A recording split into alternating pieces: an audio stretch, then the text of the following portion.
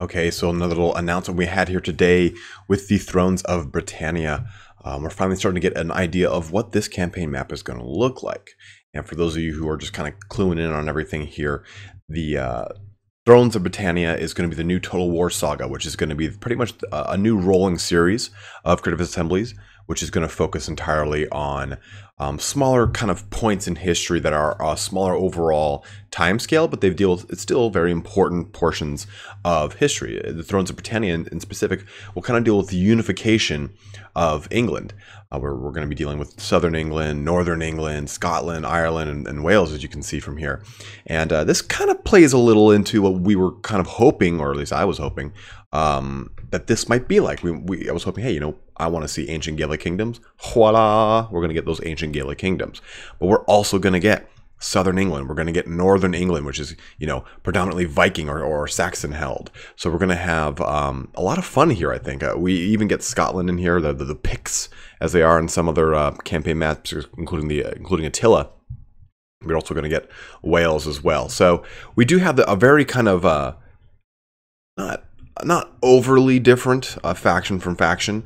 Even in one of the interviews I was reading, that they're trying to do their best to make these factions seem somewhat unique. You know, you are dealing with these factions that are ultimately going to be very similar, but there's not going to be a ton of heavy cav across the whole entire continent here. The entire Thrones of Britannia will have a very limited amount of cav, but they do want to focus a lot on some of the sieges. I was reading from this article as well. You know, we're going to have some pretty unique things like, oh, okay, a Motte and Bailey or forts up on hills, stuff that's a little bit different. So they're going to try and at least hopefully flesh out the siege mechanics that they weren't able to really pull off in Total War Warhammer 1 and 2 or in Rome. So hopefully we'll be able to see the next progression in sieges for the Total War series as a whole.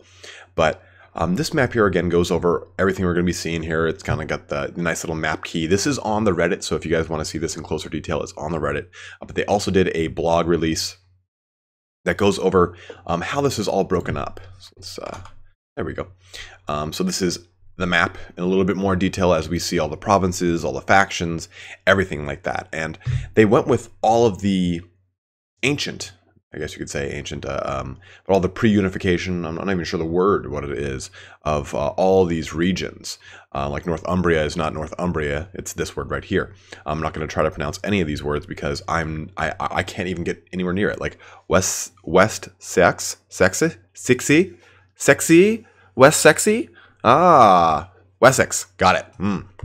But, you know, suffixes over here. You've got all these things that eventually kind of grow into the world that we see. And if we take a look at this is a lot of what we talked about with the ancient Gaelic region. You know, we've got Connacht, we've got Eilacht, we've got Ulaid. Again, those are words I just don't even really know how to pronounce. I'm kind of just winging it here. But this is a lot of, you know, that unification where we talk about where everyone is vying for the King of Ireland, the High King of Ireland title. And that's what we're going to see a lot of here with all these differing factions and all this throughout the entirety of the Thrones of Britannia Total War Saga. So I'm actually pretty interested in this. I think this is a pretty interesting part in history. I've been watching, as I say to you guys plenty of times, I've been watching The Last Kingdom. I've been watching Vikings quite a bit. And a lot of that takes place in this portion of both history and this portion of England. And this is all going to be leading up to 1066 AD, you know, that big pivotal moment when medieval Total War basically kind of kicks off and we get that united England more or less. But I think there's plenty to go off of with this, and we're going to be seeing quite a bit here. But I'm sure that a lot of people are wondering, you know, how is this going to compare to like an Attila? Attila, we already have England. Well, in the blog post that Total War did, they talk about exactly that. They talk about, hey, here's what Total War Attila England is like, or Total War United Kingdom with Ireland and Scotland. Here is Thrones of Britannia, England, Scotland, Ireland. So as I say, it's 23 times bigger. So you're going to get a much larger, much more detailed kind of map to trounce about on. This kind of shows you all the factions. This is what we went over originally. And this is, of course, on Total War's blog if you guys want to get an exact breakdown of every single thing here. This is where they talk about, you know, the names of, hey, we wanted to keep in line with the history of that time in specific. But the actual provinces are broken up like this, just like we see with some of the other games like Rome or Total War Warhammer 1 and 2.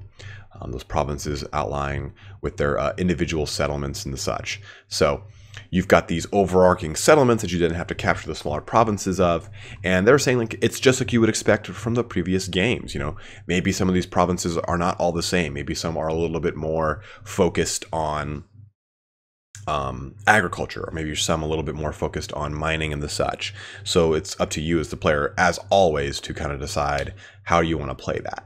So I'm very interested to see what we're actually gonna be playing with as far as units go too, because I know I did talk about how we're not going to be having much heavy cav. It is going to be predominantly an infantry based game. The shield wall was a big part of history at this time.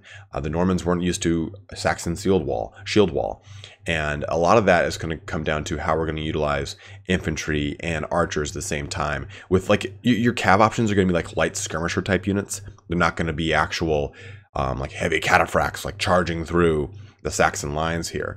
So I'm very interested to see how this is going to overall progress for us, because it is again a very interesting period in our history. But I'm wondering how they're going to expand this out further. Are we going to see maybe an extension of this with Total War Warhammer or Total War Saga Greek city-states, where it talks about the Greek League, with like Persia maybe being one of the main antagonists, quote unquote, of the saga as a whole? Or are we going to see this like a unification of Italy?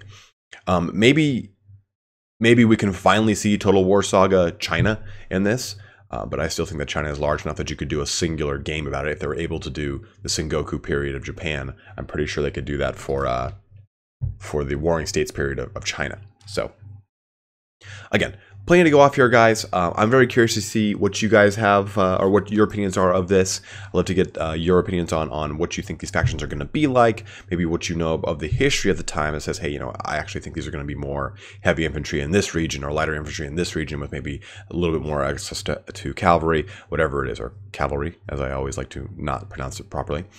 But looking forward to your feedback on here, guys. I'd love to hear exactly what you guys are thinking about this, or even if you're not even excited. Love to hear if you guys are not stoked with this at all, so we can have a lovely discourse on what you think things will be like. But thanks for watching here today, guys. Just wanted to get a quick little video up here, kind of previewing what was released today and what was announced. Thanks again for watching, and have a good one, and take care.